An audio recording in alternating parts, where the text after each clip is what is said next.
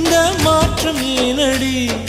பிழையான வார்த்தை போல வாழ்ந்து வந்தேனே, உன்னை பார்த்த பின்னே என்னை திருத்திக் கொண்டேனே.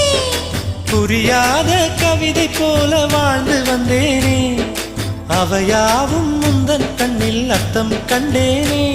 இந்த அருக புல்லின் மேல் பனித்துளியாய் நின்றாயே, இந்த பருவத் தோள்களில் பச்சை கிளியாய் வாழ்ந்தாயே.